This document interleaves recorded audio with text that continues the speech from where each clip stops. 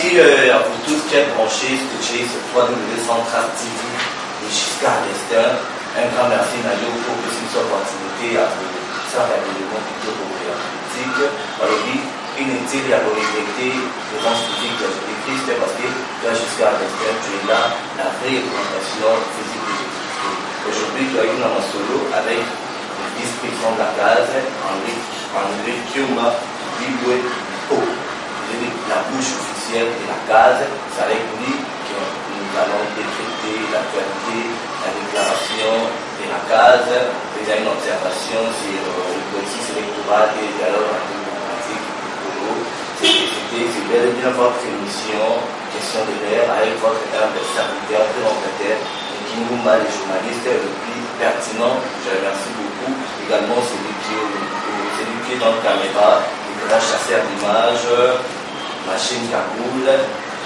Oui, vous avez parlé dans votre déclaration d'observation hier de la crise politique à Kinshasa et dans tous les pays. Donc vous avez fait allusion à la marche au rassemblement qui a posé beaucoup de cas en vie humaine et matériel. Quel est le point de vue de la case en cela?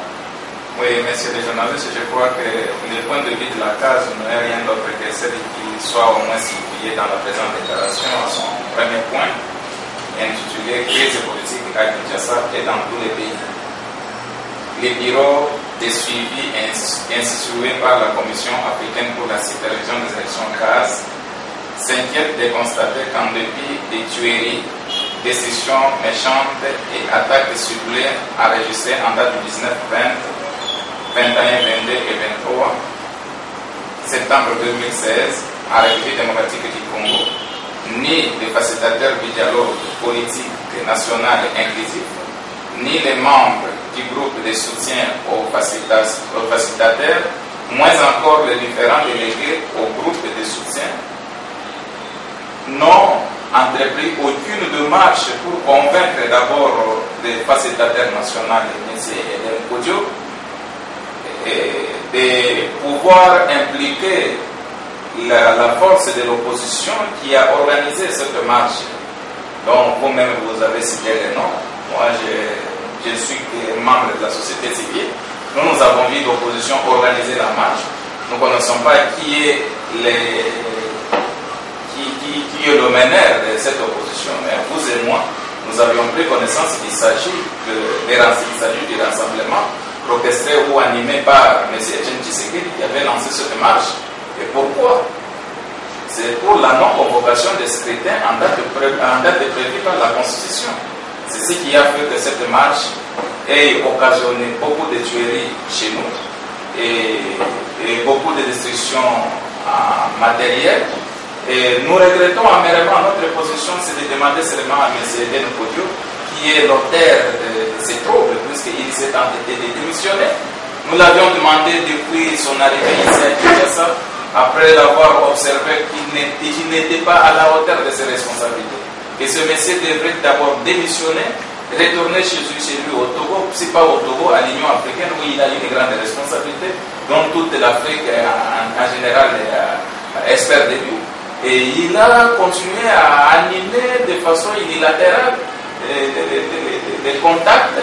Il se gère lui-même, il n'a besoin d'être reproché par personne, mais sans stratégie, sans méthodologie. Nous avions demandé dès le départ qu'il démissionne, qu'il cède la place à quelqu'un d'autre qui, des protagonistes, peuvent faire confiance. C'est-à-dire, nous avons l'opposition, nous avons la majorité présidentielle et la société civile qui est nette ne manquerait pas quand même de soutenir ces derniers pour que les dialogues inclusifs puissent avoir lieu en République démocratique du Congo. Oui, Monsieur le Président, vous indiquez également de la montée en puissance de la culture de la mort. Oui, c'est quelque chose chez nous. Vous savez qu'en République démocratique du Congo, nous n'avons pas cette culture-là de calculer les gens, d'étrangler, de tuer facilement. Non. Nous, Congolais, quand nous voyons des sangs, c'est la chair de poule. Et quand nous avons vécu ça dans le détail précis, mais je vous dis, ça a été un étonnement de tout citoyen, peu importe l'endroit où il peut se retrouver, à l'est, nord, ouest, sud. C'est ça. Nous ne sommes pas habitués à voir les sangs, nous les comprenons. Quel est le nom des malheurs que vous partagez avec ces victimes-là qui ont perdu leur vie de la journée du 19, 20, 21, 22? Oui, la case partage cette tristesse avec toutes les familles éprouvées. Et nous avons demandé qu'à cette occasion, le Messie, le facilitateur, puisse se ressaisir et qu'il démissionne carrément. Puisque aujourd'hui, le problème, ce n'est plus le président de la République, Joseph Kabila, ce n'est plus Etienne Tshisekedi, moi encore Moïse Katumbi. Les problèmes pour un accord inclusif à ce dialogue ou pour parler à l'entente des Congolais, c'est M. Denkodjo. C'est celui-là que nous avons besoin qu'il démissionne et qu'il laisse la place à quelqu'un d'autre qui sera nommé par l'ONU ou l'Organisation de l'Union africaine à son remplacement, de sorte que nous, Congolais, nous puissions retrouver des causes. Oui, c'est votre magazine Question de l'air. Nous sommes avec les représentants de la case et puis nous sommes en train de décrypter les questions de l'air. Oui, Monsieur le Président, dans votre déclaration, vous invitez le président Joseph Kabila à persuader les facilitateurs Hélène Kodjo à démissionner de ses fonctions actuelles. Qui reprochez-vous également, objectivement, à Hélène Kodjo dans ce dialogue? Vous savez que nous les reprochons de beaucoup d'histoires. Nous étions d'ailleurs la première structure à demander à ces messieurs de plier bagage de toutes les organisations de la société civile. Qu'est-ce que nous les reprochons? Ces messieurs, depuis qu'il est arrivé en République démocratique du Congo, il y bouffe de l'argent, inutilement. Il n'a jamais convaincu un seul anti-dialogue pour devenir pro-dialogue. Il n'a jamais utilisé une bonne méthodologie d'approche pour ceux-là qui ne soient pas d'accord de rejoindre les bateaux du dialogue. Au contraire, tout de suite à son incapacité, il a pris derrière lui, ou lui est devenu en arrière-plan, c'est pour l'Église catholique qu'il a aidé. Ni était l'intervention de l'Église catholique, je ne pense même pas que l'actuel pré-dialogue souffrait que je parle de ça, parce que nous savons qu'il y aura vraiment un dialogue inclusif, qui aurait la possibilité d'inclure tous les Congolais, ils parleront des mêmes langages, pas avec M. Denkodjo. C'est grâce à l'Église catholique qui a pris contact avec monsieur de l'opposition Vital Kamerhe et le rassemblement dirigé par Etienne Tshisekedi. Du fait que le préalable posé par le rassemblement n'était pas encore répondu par le gouvernement, ces derniers ont refusé de siéger. Et par les concours de la SEMCO, il y a eu quand même quelques acteurs de la société civile qui n'étaient pas d'accord. Donc, vous voyez, le journaliste Jean-Pierre se trouve lancé pour parler. Il a été convaincu par l'Église catholique. Et ils ont accepté quand même qu'il démarre en attendant peut-être que les autres viennent. Non. Nous condamnons ces messieurs par l'idée. Il manque de stratégie, de méthodologie d'approche dans ces contacts. Et il n'est pas transparent. C'est un monsieur qui est au parc et dans tous ces contacts, nous n'avons jamais compris qui il a pris contact avec qui, qu'est-ce qu'ils se sont dit et au profit de qui. Voilà un peu. Nous les reprochons de beaucoup d'histoires. Et dans ces pourparlers, dans les dialogues actuels, il va sélectionner les gens selon ses grés, sans critères. Mais le dialogue est politique et électoral. Ne peut participer quelqu'un qui est une structure spécialisée en matière électorale. Nous connaissons les structures qui sont spécialisées en matière électorale. Nous connaissons. Mais la plupart sont des innocents qui participent dans ces pourparlers. Politiques, ce sont des gens qui ont déjà géré même une entité territoriale, qui connaissent quand même la réalité politique, c'est quoi. Et qu'est-ce qu'ils peuvent faire pour que demain après-demain, nous puissions sortir le pays dans cette impasse. Mais nous trouvons des gens, des jeunes, des petits garçons, ainsi de suite, qui n'ont jamais géré une entité, qui vient à peine déterminer leur investissement. Ils ont quelle expertise en matière politique, ils ont quelle expertise dans les domaines électoraux, mais maintenant, leur participation dans ces dialogues, c'est pour apporter pour. Voilà, nous disons c'est un désordre organisé, il ne s'agit pas d'un dialogue, il s'agit d'un forum où les gens sont en train de tisser de nouvelles relations qui n'ont rien à voir avec la crise politique en RDC. Oui, Monsieur le Président, également vous appelez le président Joseph Kabila à s'approprier légèrement du dialogue. Oui. Vous accusez ces dialogues de M. Hélène Kodjo d'avoir manqué la dimension, la caractéristique de l'inclusivité. Oui, c'est ça. Nous disons, mais c'est le président de la République qui est le garant de la nation, de pouvoir saisir cette opportunité en tant que garant de la nation, de persuader ces messieurs, puisque nous, CAS, nous l'avions renoncé dans le débit qui n'était pas à la hauteur de ses responsabilités. Il s'est entêté. L'opposition, qui est même partie prenante et engagée dans les dialogues, qui le monsieur a fait autant de courses de Kinshasa pour la Belgique, l'a réquisé publiquement. Mais le président de la République étant garant des bons fonctionnements des institutions, voyant déjà l'échec, puisque d'abord, en démarrant les dialogues, il y a eu sur le terrain une ville morte. C'est pour dire que le peuple n'était pas d'accord avec lui. Aujourd'hui, les clauses de ces dialogues sont en chantier. Et il n'y aura pas de clauses qui puissent donner des résultats escomptés. Mais c'est déjà au moins un échec qui est déjà prévisible.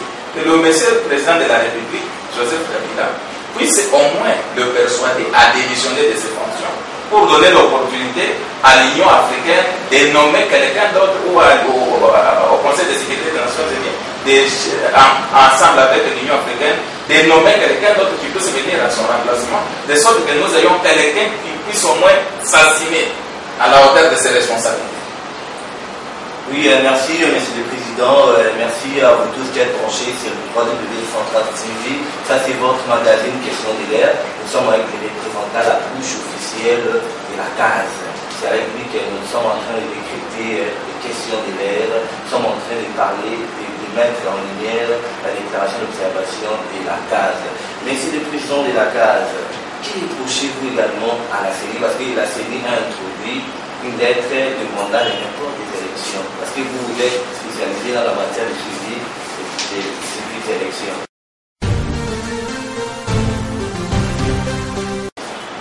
Oui, nous reprochons la CENI de beaucoup d'histoires, lesquelles la CENI a eu à travailler pour présenter un calendrier consensuel au dialogue. Ce travail a été effectué ensemble avec la mission d'évaluation internationale. Et il y a l'OIF, l'Organisation internationale de la francophonie, il y a la MONUSCO, il y a les représentants de la mission d'évaluation du Conseil de sécurité des Nations Unies. Et ils ont travaillé même avec les experts du PNID et la CENI. Jusqu'à 2 h du matin, c'est ça l'information que nous avons reçue. Et ils ont trouvé qu'il y avait possibilité de sortir le calendrier électoral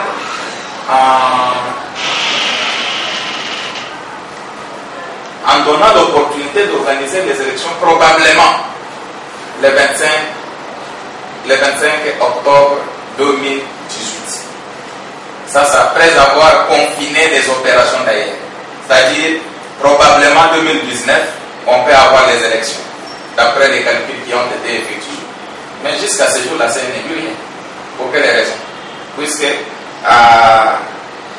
y a eu, après avoir pris contact avec les parties prenantes engagées, et la CENI s'est retrouvée devant l'opposition, devant les acteurs de la société civile qui sont au dialogue, c'est-à-dire le représentant de la société civile, le représentant de l'opposition, le représentant de la majorité et devant M. Den Kodjo.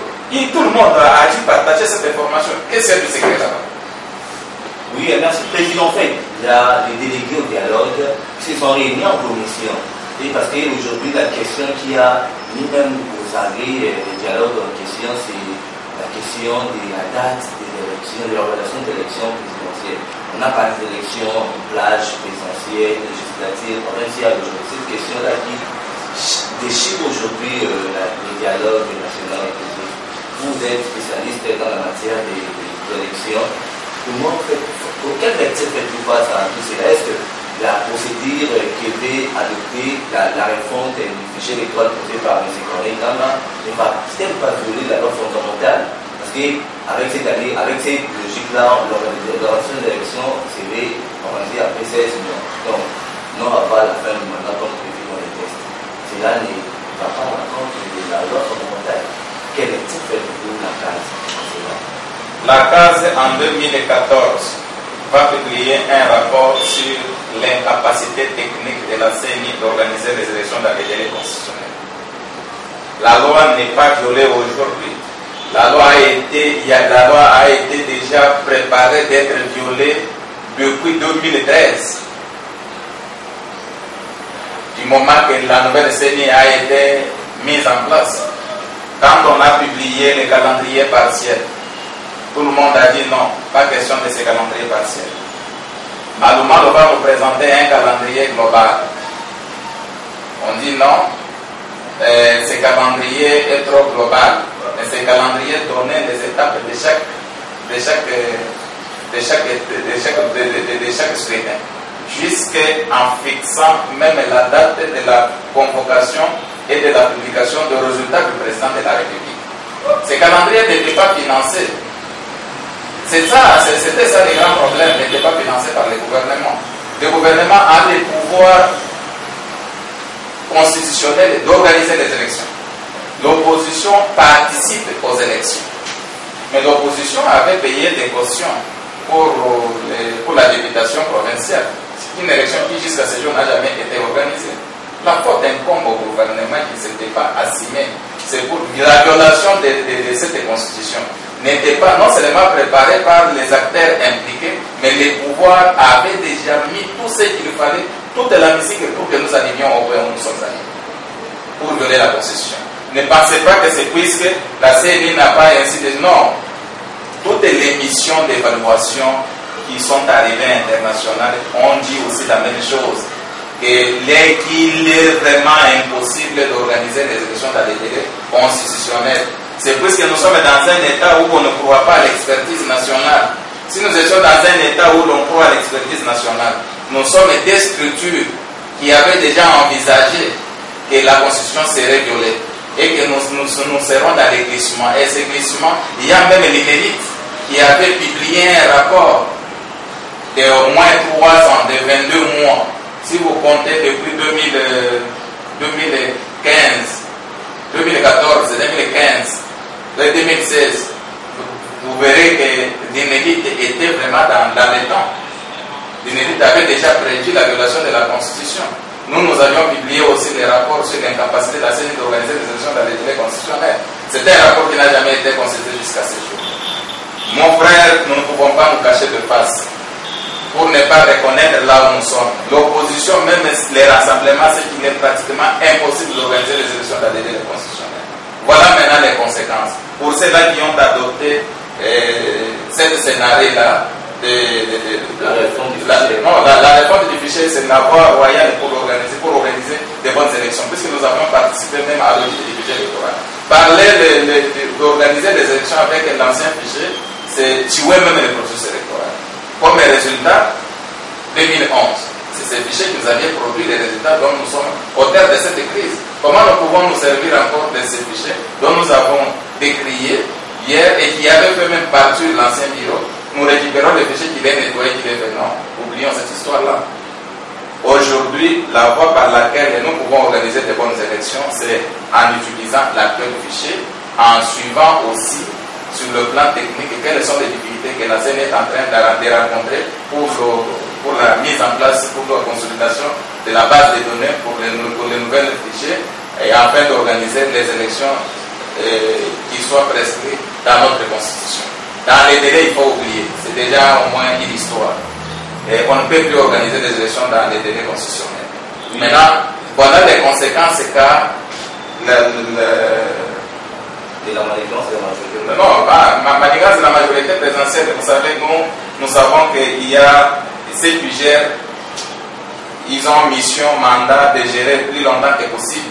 Si dans leur stratégie était déstabilisée de part et d'autre pour que nous arrivions jusqu'à laisser peut-être une année, 2 ans, c'est dans leur stratégie. Si aujourd'hui l'opposition aussi s'organise dans sa mission de conquérir, on ne peut pas aller au-delà. Donc nous pouvons trouver une voie intermédiaire pour permettre à ce que les Congolais puissent respirer, plutôt de plonger notre pays dans les chaos. Ceux qui sont dans la majorité sont des Congolais. Ceux qui sont dans l'opposition sont aussi des Congolais. Nous avons qu'un seul État, c'est la République démocratique du Congo. Et nous sommes censés au moins la protéger. Alors, le fait de mélanger les scrutins du président de la République, il y a une circonscription électorale sur l'ensemble du territoire national et le scrutin de la députation nationale et provinciale a des conséquences très néfastes sur le plan budgétaire. Imaginez-vous, il faudrait que nous ayons au moins trois isoloirs pour ces différents scrutins. Le président de la République à côté, isoloir et urne pour la députation provinciale et isoloir et urne pour la députation nationale. Si la CNI dans son plan avait prévu au moins 75 000 bureaux de vote, donc il faut prendre 75 000 bureaux de vote et nous multiplions par 2, ça fait 150 000 bureaux de vote. Et le temps que mettraient les gens pour ce scrutin-là, est-ce que ça en un jour? Nous nous disons que c'est pratiquement impossible. Ça aurait été de scinder seulement les élections. D'abord, le président de la République en premier lieu, et en deuxième lieu vient la législature nationale et provinciale. Ça aurait au moins réglé la chose. Ils ont dû encore compliquer davantage la CENI dans l'élaboration même de ces calendriers-là. Oui, merci Président de nous avoir été bien votre magazine Question de l'air avec votre présentateur journaliste Niki Lumumba. C'était votre magazine Question de l'air. On a réussi la bouche autorisée de la case, le vice-président André Thiomadi Gwempo. Également, je profite pour remercier toute l'équipe de la case qui nous a réussi à se mettre dans un siège pour décrypter la question d'actualité, magazine Question de l'air. Je vous dis merci beaucoup, restez branchés, scotchés sur www.130 TV jusqu'à demain. Ciao.